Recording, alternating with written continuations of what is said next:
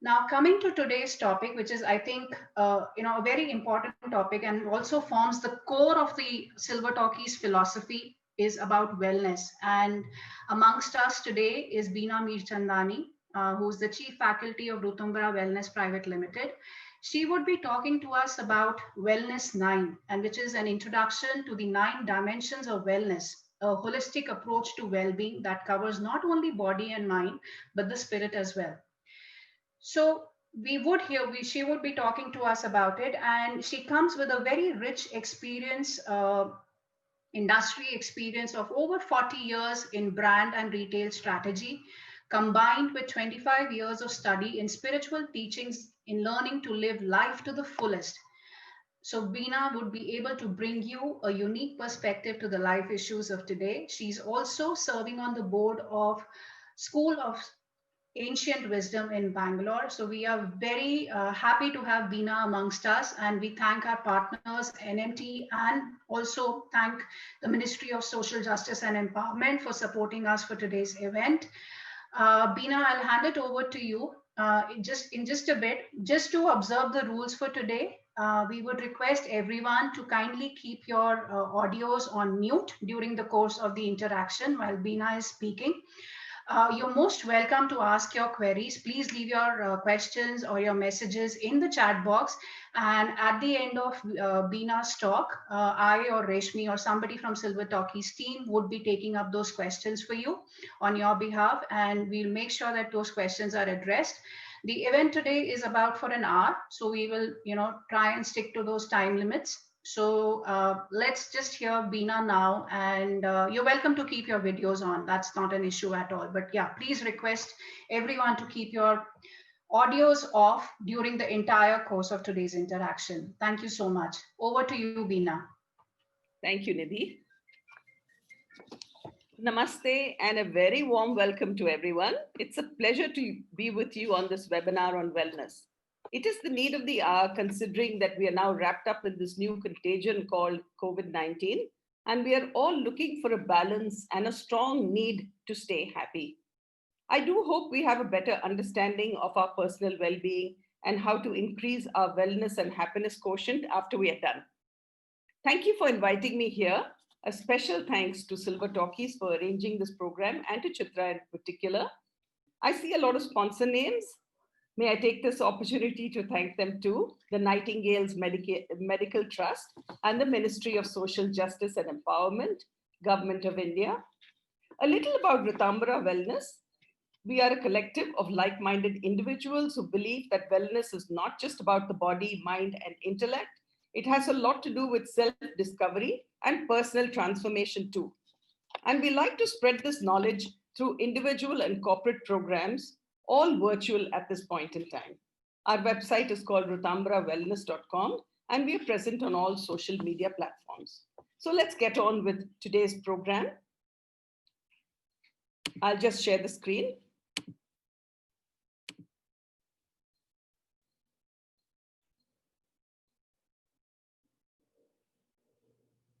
Okay. All right. So we start with a short invocation from the Brihadaranyaka Upanishad that calls on our higher consciousness, higher energy, powers, our higher self, God, whatever you prefer to call this supreme force. Om Asatoma Sadgamaya Tamasoma Jyotirgamaya Mrityorma Amritam Gamaya. And the translation is: lead me from the unreal to the real, from darkness, ignorance to light, knowledge, and from death to immortality.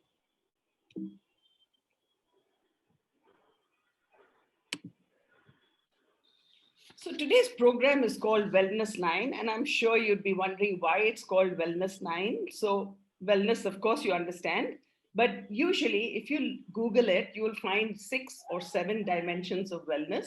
But as Ritambhara, we believe there are 9 dimensions of wellness, and we've added a few because we think it's very holistic.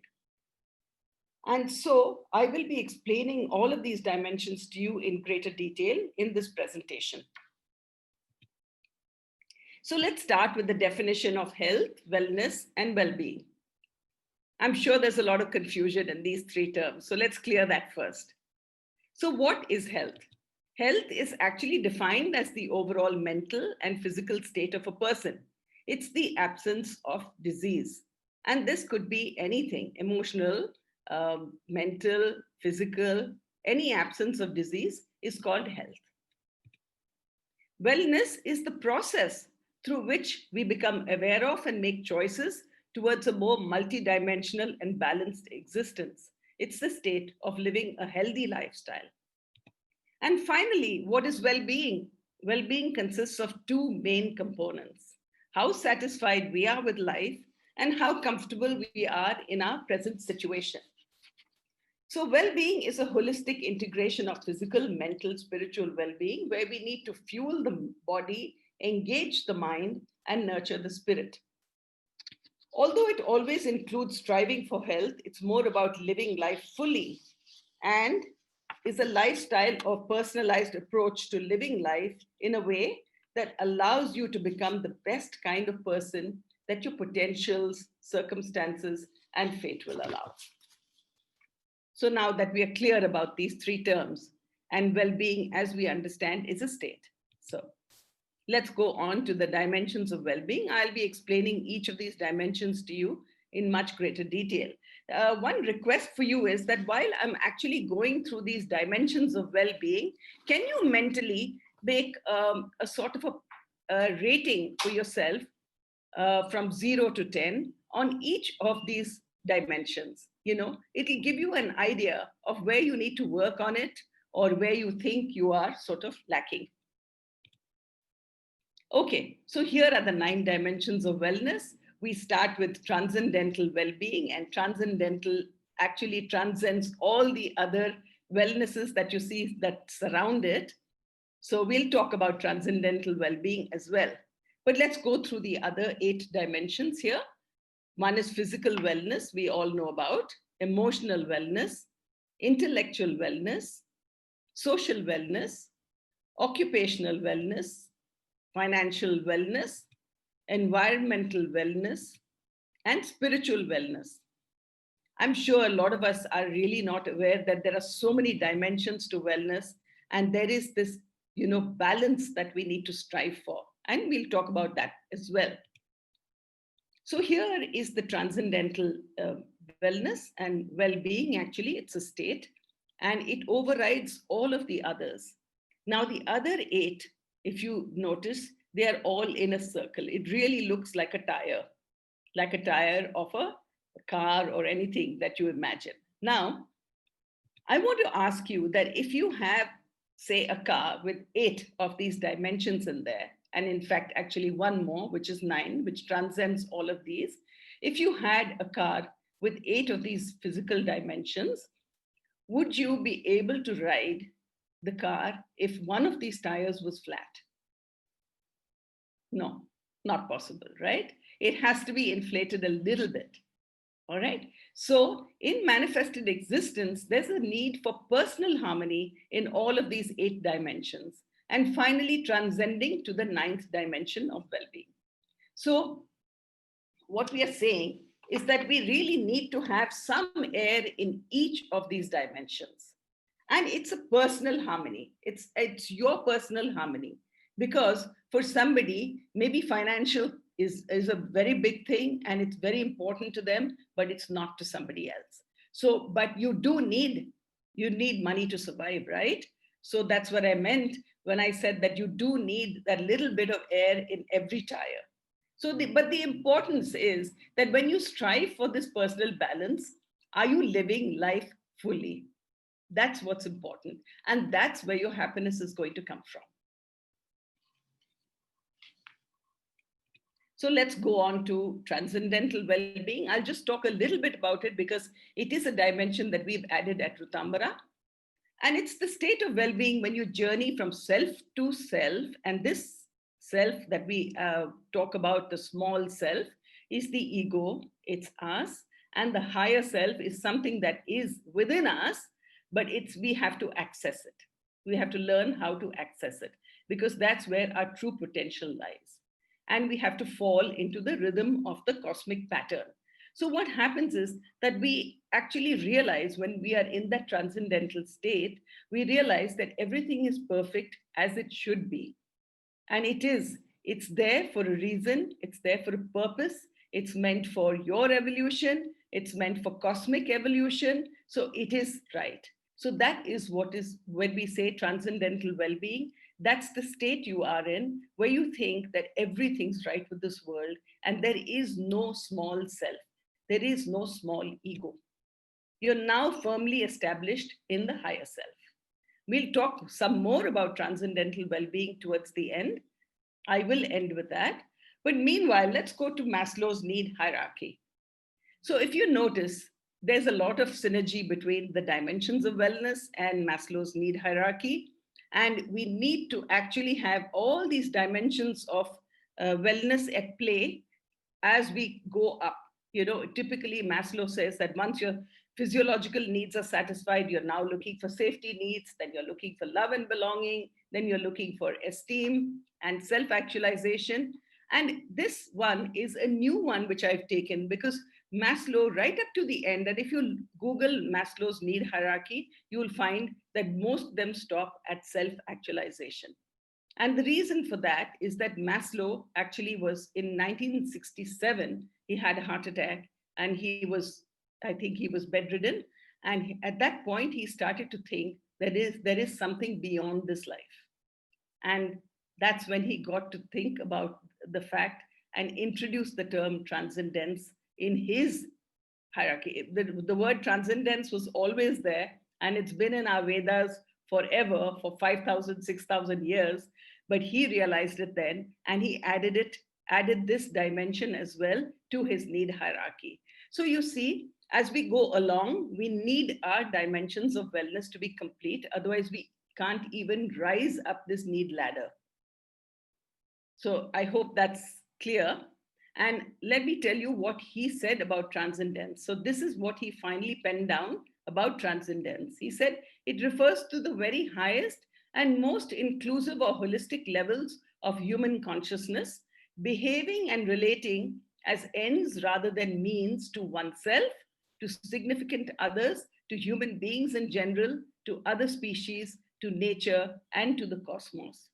Literally, it means that there is no you. There is, it's very, very universal. The whole thing becomes very universal and it becomes something much higher than we can imagine. So the 9 dimensions of wellness, let's go through each one of them. And like I said, please make a mental note because I'm going to go through each aspect of each of these dimensions and you will be able to sort of relate to all of those. So keep marking yourself on these dimensions and see how you rate on all of them. Okay, so the first one is physical wellness. You need to take care of your body. It's the only place you'll have to live in. And that's very, very important. Even the Vedas say that without the physical body, we can't get moksha, right? So all of these things are very important. We need to do this whole journey. Otherwise, we're not going to reach anywhere. So I like what Jiddu Krishnamurti says. He, in the book, At the Feet of the Master, he says, the body is your animal, the horse upon which you ride. Therefore, you must treat it well and take good care of it. You must not overwork it. You must feed it properly on pure food and drink only, and keep it strictly clean, even from the minutest speck of dirt. So please remember that. There's nothing that you can achieve if you don't look after your physical body. So what are the aspects of physical wellness? Let's look at the definition first. It's the ability to maintain a healthy quality of life that allows us to get through our daily activities without undue fatigue or physical stress. Okay, let's look at the aspects.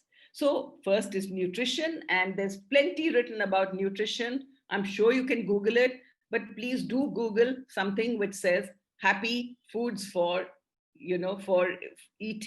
To be happy, what are the foods you need to eat? So there are some 50 foods mentioned. Please look at that as well. Okay, some of them are what we love to eat, chocolate as well. So please look at nutrition, but pay special attention to nutrition because it really is, it's like putting petrol maybe you're putting petrol in a diesel car. How do you expect it to run? So nutrition is very, very critical. You have to put the right fuel into your body for it to perform at its best. Physical exercise. So I'd like to talk specifically about yoga and some of the Chinese ones, because there's a very strong body-mind connection with these kind of exercises. And I don't know too much about Pilates, but I hear that also is got something to do with body-mind connection. So please look at exercises that have a combination of these two, because there's a definite link between being, mentally healthy and having a physical body that's healthy as well. Look at your weight. Please take care and stay with a healthy weight. That's very important to health. Very important thing is proper sleep. And a lot of us undermine this sleep, but all our everything that happens with our body, the whole rejuvenation, the recreating of cells, everything happens when the melatonin and the growth hormones kick in at night. So it's very important for us to get sleep. Recommended for adults is minimum of 7 hours. And if you can do, we are all older in this age group, so if you can do a 15-minute power nap in the afternoons, that will greatly help. It'll help your brain. You will think better. You will feel better. All of that is very important. So don't undermine proper sleep. The last thing here is connecting with nature. It's very important because there's a vibration and there's an energy in nature. And when you go there, when you walk in nature, and you felt this yourself, when you go there, you feel very, very calm. You feel very peaceful. Let me give you an example of going to a city that is completely full of man-made buildings, man-made entertainment, man-made everything. What happens to you? Everything inside of you is, is sort of, you're just, your brain is whirring, everything is going, it's just too much. It's an overload of everything. So when you go to nature, all of this sort of makes you peaceful, calm, your blood pressure, it goes down, your heart rate slows down, and you feel very, very connected. And this is important. The connecting with, when you're with nature, you feel connected with not only nature, but with everybody around you. So that's important. So connecting with nature is very important. And the Japanese have a term for it called Shinrin-yoki, which means forest bathing. And they actually have places in Japan. There are, I think, 6 to 7 locations which are actually marked out for forest bathing. And they tell you which is the route that you should take. Of course, it's completely up to you, but there's water, there's nature, there's the smell from the trees, the beautiful aromas. And that is what we need to do. Whenever you're feeling upset or you're feeling overworked or stressed, please take a walk in nature.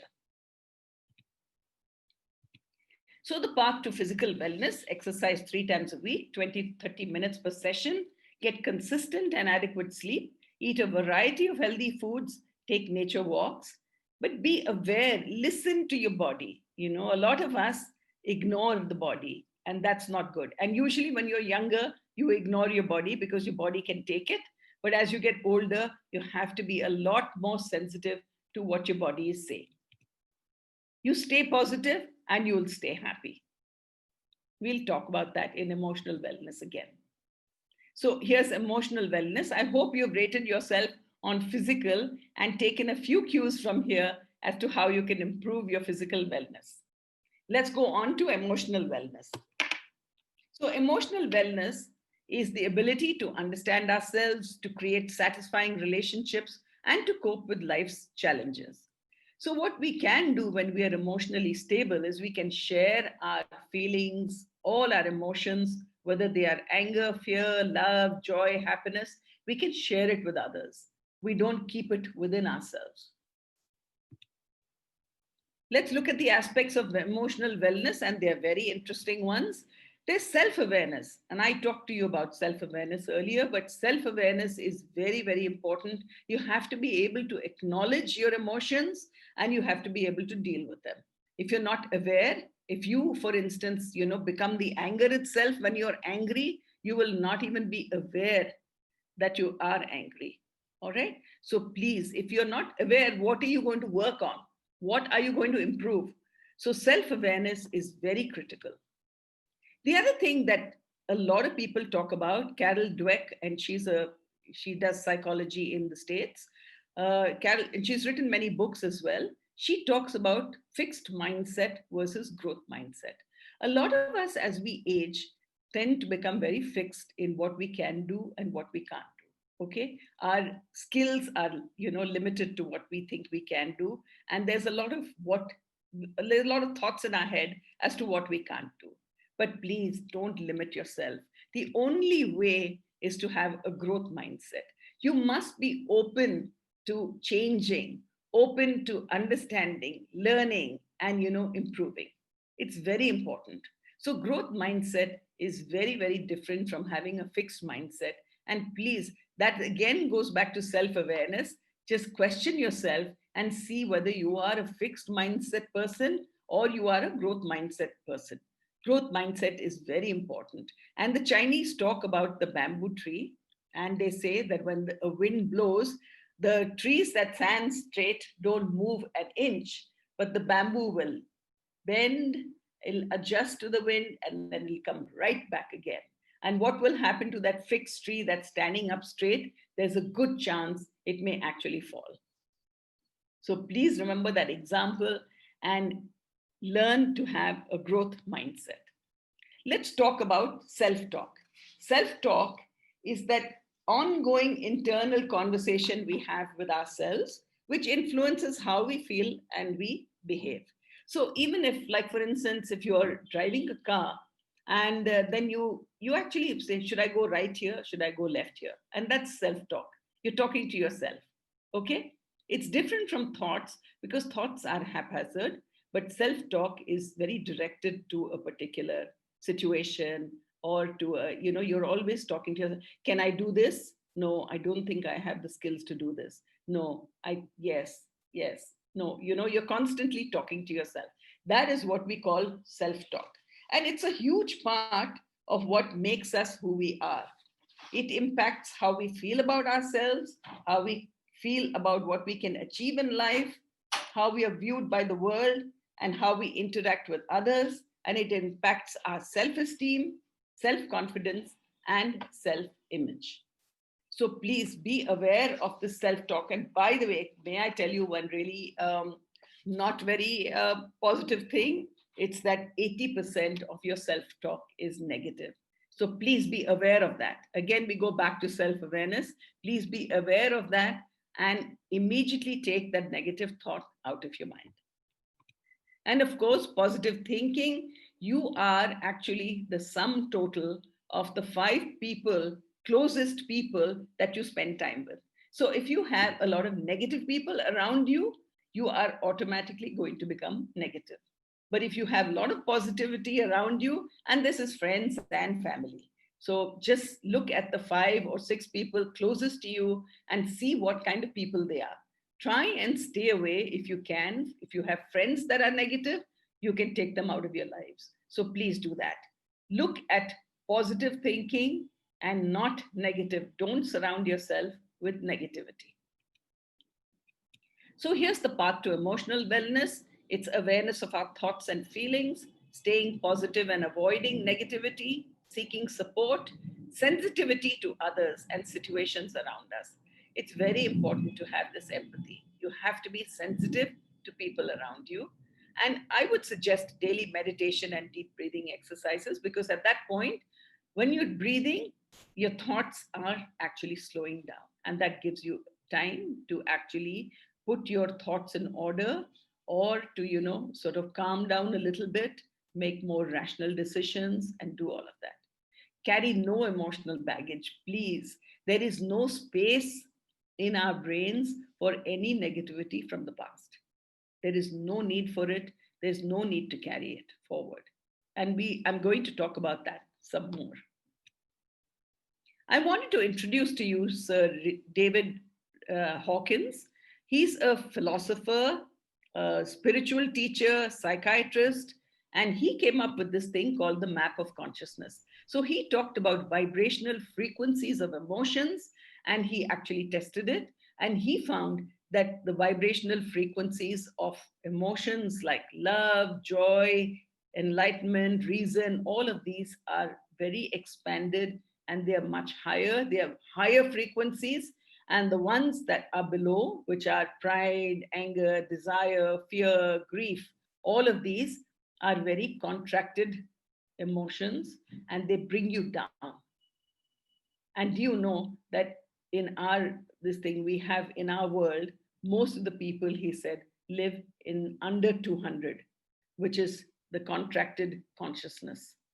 So it's really, please try. And when you're in those contracted emotions, please actually, again, go back to self-awareness, be aware of it, and try and change it. Try and become a better version every single day.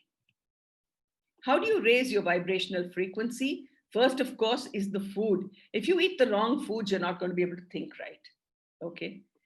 Be sensitive and compassionate to all living creatures. And this means everything. It means the cup that I'm looking at right here, because even that has some amount of consciousness in it. The chair that I'm sitting on, the table that I'm working with, the laptop, everything. And the animals, everything. You have to be compassionate. Nothing is inanimate, as we call it, in a sense. Spend time with nature and be mindful of your thoughts. There are some few other things that you can do to raise your vibrational frequency. And one thing is to be absolutely authentic and to be childlike. So the thing is that, we try and put on for society, we put on an exterior, we put on a mask, and that's how we live our lives. And it's a lot of strain to actually maintain that at all times. So be authentic, be yourself. People will love you for who you are, not for who you pretend to be. And be childlike.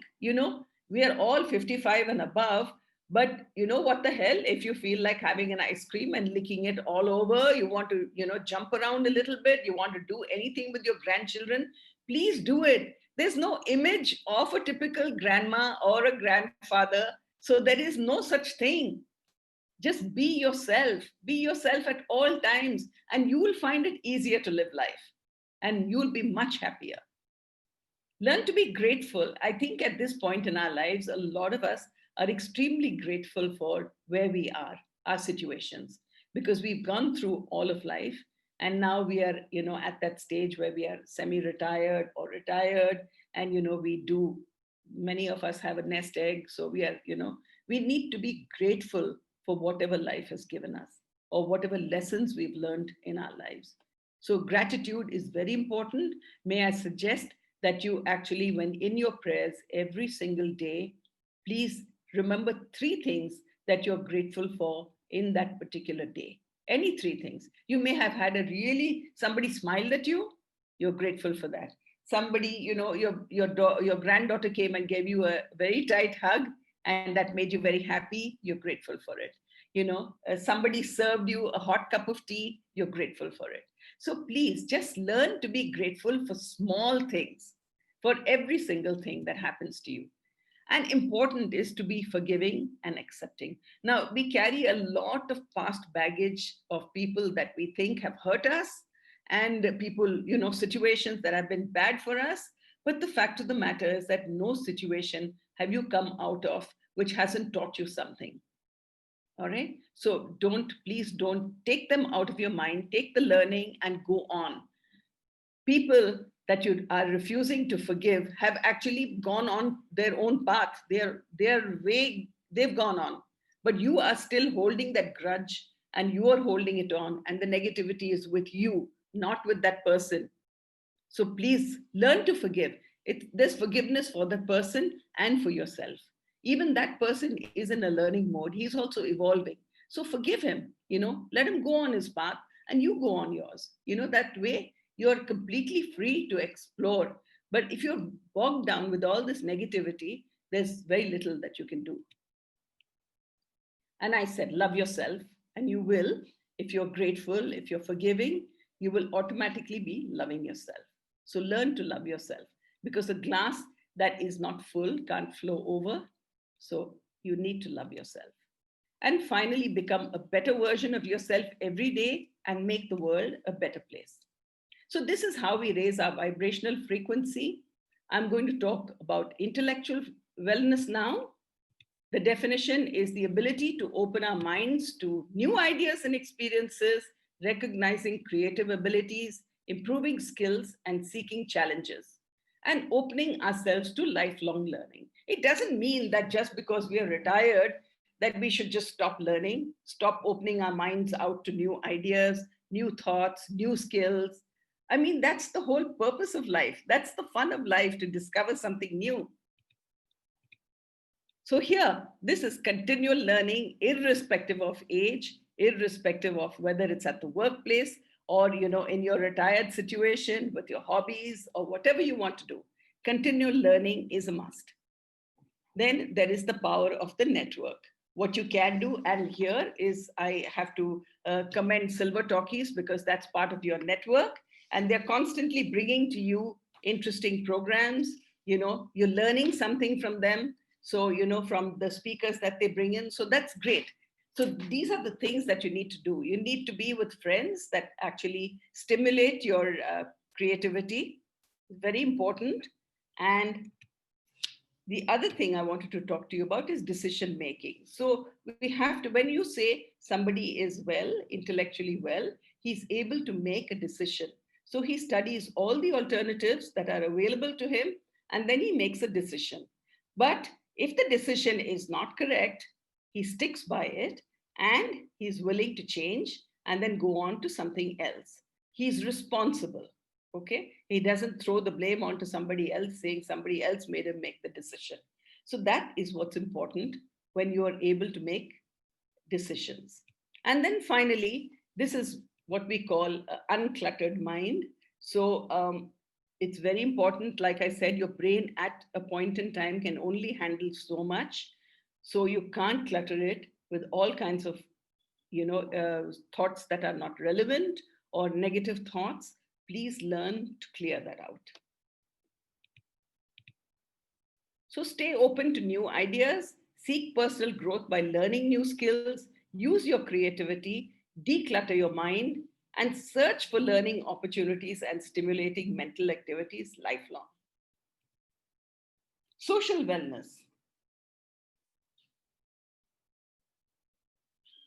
Social wellness is, I don't know whether you've heard of this, but at Howard, they did a study of about, I don't know, maybe 100 people. They followed them from the time that they were very young, right up to the point that they died. And they kept asking them questions on what made them happy. There was a questionnaire that was sent to them every year, irrespective of anything. And many professors also died, but somebody else took over. So this study continued for 100 years. And they finally found out that the people that actually were happiest and lived the longest were the ones who were socially well. The ones who had social interaction with people, not the ones with money, not the ones with anything else, but social interaction was very, very critical to longevity and to happiness. So let's talk about that. It's the ability to relate to and connect to other people in the world. It's our ability to establish and maintain positive relationships with family, friends, and co-workers. And we develop a sense of belonging, a well-developed support system.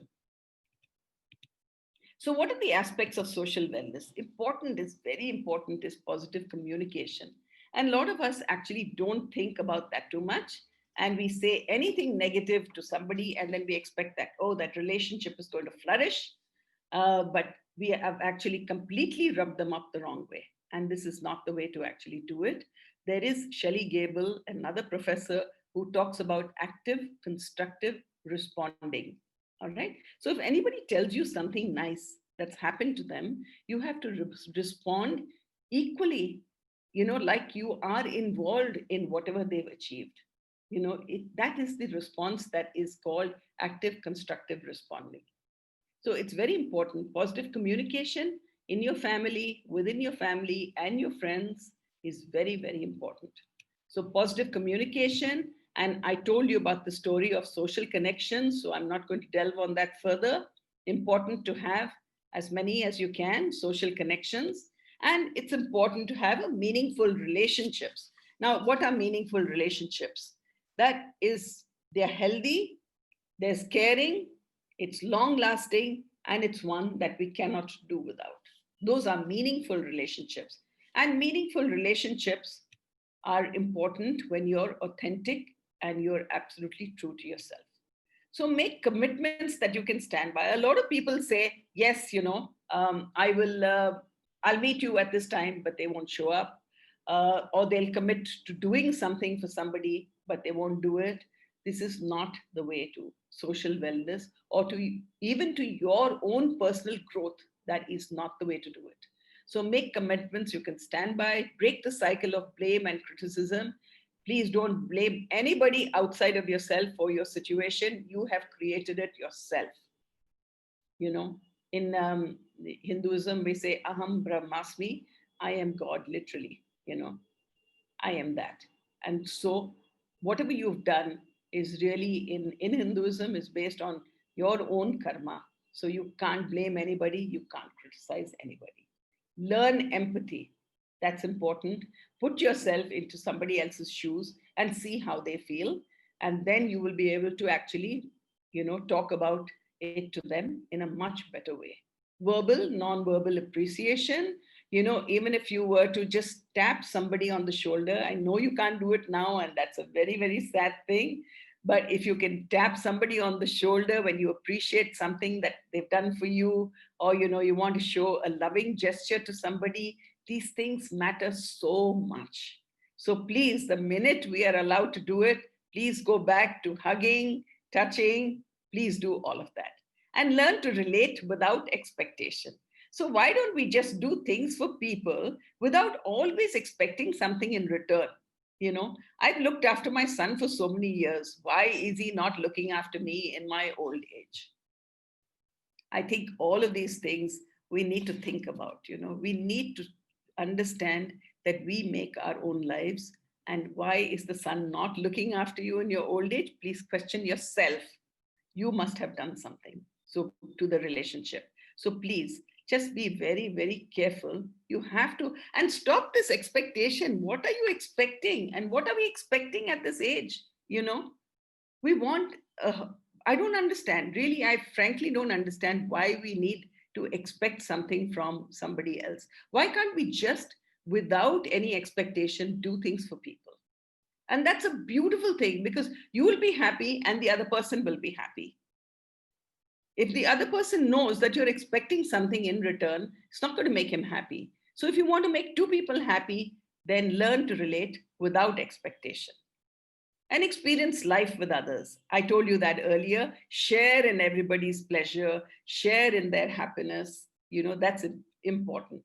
And if there is grief, yes, that too, experience it with them and feel for them.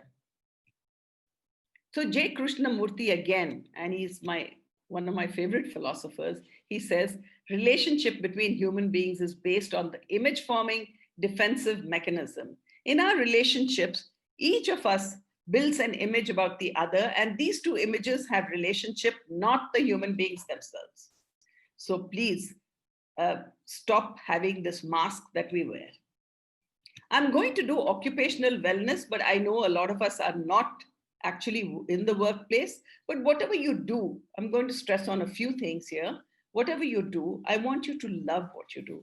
So occupational wellness is the ability to get personal fulfillment and enrichment from chosen career fields while still maintaining balance in our lives.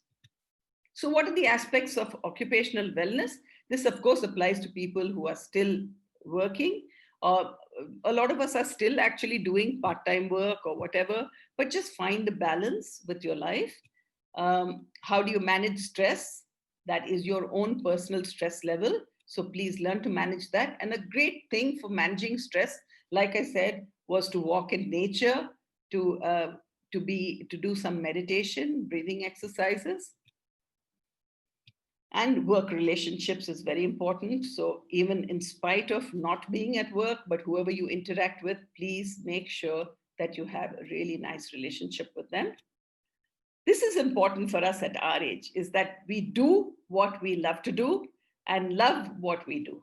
So that's important. So please, if you can do that, and we are now at liberty to do that because we finished, doing whatever was required by our families and, our duties. We finished that. Ideally, if you could have done it then as well, it would have been amazing. But now, please do what you love to do, because the kind of effort you will put into it will be absolutely amazing. And the results will also be amazing. There's a sense of purpose in what we do. So find that sense of purpose in everything that we do. There is a sense of purpose. So it has to make you happy, or, it has to benefit somebody. Something has to be there. Find a sense of purpose that's outside of yourself. If you can, then you will actually help to better the whole situation around you. Find a work-life balance, create connections with your co-workers, increase your skills and knowledge to advance your occupational goals, enjoy what you do and do what you enjoy, and find the benefits and positives in your current job. Don't compromise. Keep motivated to work towards what you want. Financial wellness, and I'm not going to delve in that too much. It's a satisfaction of our current and future financial situations. Well, here is the security, and here's the freedom to do what we want. And many of us, fortunately, are in that situation.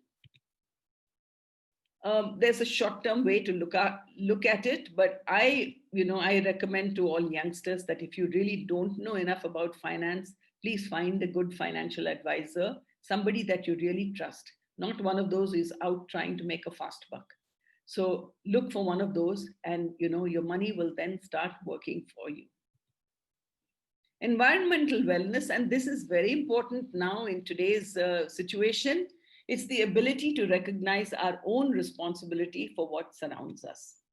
There's the quality of air, quality of water, quality of our environment, homes, communities, planets, and awareness of our man-made environment. And we'll talk about both of these. So it's important to keep your home environment completely clean and the surrounding. There were some stories of people that just go to the wall of their house and keep their house completely clean, but just drop the garbage right outside their wall. So that is not really the way to do it. So home environment and your workspace. I mean, shows an office environment, but even when I'm working, for instance, I keep my table completely clear so that my thoughts can be absolutely clear.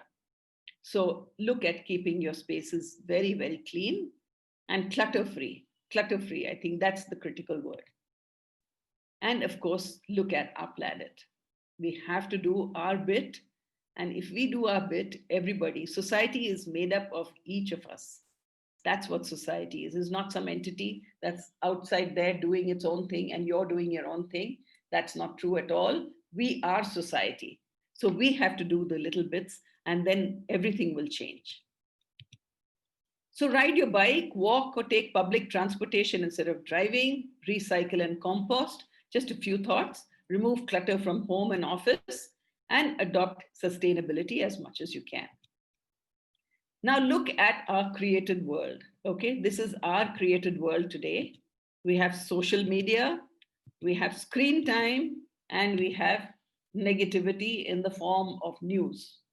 Okay, where all the time negative news is floating around. So what do we do here? We need to monitor our social media usage and expectations. Please understand that blue light is very bad for you. So when you're actually trying to go to sleep at night, please, 1 hour before you go to sleep, keep all these gadgets away. Take a printed matter and read printed matter instead. We need to be aware of our screen time. And I think there are apps now that tell you how much time you're spending on your screen, and avoid negativity by staying away from people and situations as much as you can. Spiritual wellness, now to the two main important wellnesses that we talk about. Spiritual wellness is when we discover the real meaning and purpose of our lives, which is to raise our consciousness. The new code of living is now living our lives with complete awareness, living with strong ethical and moral principles, understanding that you are a channel for right action, and experiencing the oneness of the universe. So, this is what spiritual wellness is all about. Your life is now harmonious with the cosmic order. So raise your consciousness by, I told you, vibrational. We talked about emotions that are good, that's love, that's peace, that's contentment, that's joy, all of those. These are all ways of being happy and raising your consciousness. Because bliss is actually your essential nature. Sat Chit Ananda. Ananda is your actual nature. It's your divine nature. And we have to find that. The other thing is direct perception of unity. And we have to understand that everything in this world is connected. Every single thing is connected. If I'm holding, for instance, let me give you a very simple example. If I'm holding this cup of tea, where do you think the tea came from? Somebody planted it, somebody plucked it, somebody processed it, somebody packed it, somebody, did something to it, and then the transporters brought it, somebody sold it to us. How many hands are involved in this? And this cup that's holding the tea. So just imagine, we are all completely connected, yet we don't realize that. So I want us to understand that there is a connection in physical things like this, as well as there is that same energy, that same consciousness in each one of us. Except that because of our own egos, we treat ourselves separate from other human beings. We treat ourselves separate from animals. We treat ourselves separate from plants. We think that we are something else. But the fact of the matter is that there's consciousness in everything, and it's the same consciousness. So there is a oneness that we need to actually understand. And then finally, there is this choiceless right action, where you reach a stage where, irrespective of anything, you are always making the right moral, ethical choice. So ethical and moral living, making the right choices, equanimity under all circumstances, raising your vibrational frequency, feeling the oneness with all living beings, and I said inanimate as well, and understanding that the journey is from small self to the higher self. And finally, transcendental well-being. It's about transcending or rising above the self, ego, thoughts, and emotions, and relating to that which is greater than the self. The realization that we are beyond the body and the mind, and that you are truly a part of the greater consciousness.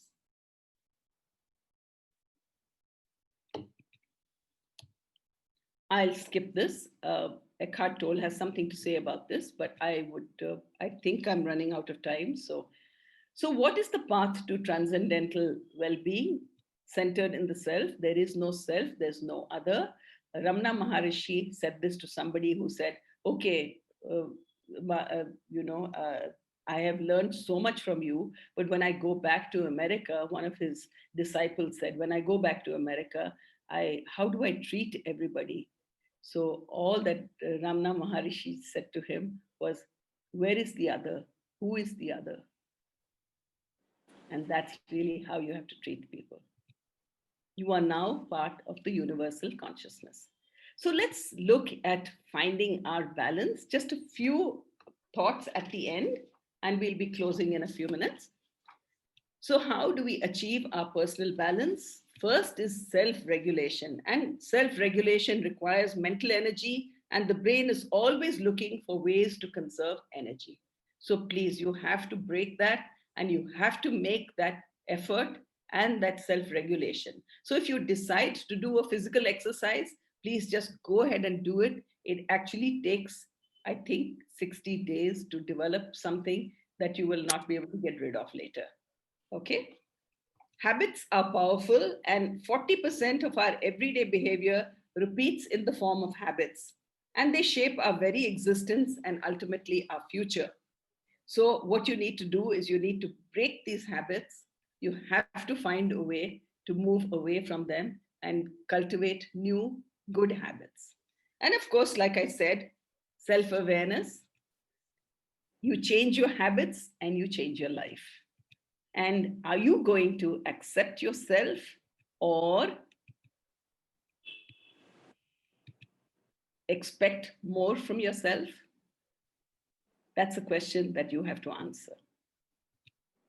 I'll close now with this very, very beautiful Shanti Mantra, which says, Sarve bhavantu sukhinaha, sarve santu niramayaha, sarve bhadrani pashyantu, ma kaschid dukh bhag bhave. May all be happy, may all be without disease, may all creatures have well-being, and none be in misery of any kind. Happy Diwali in advance from all of us at Ritambhara.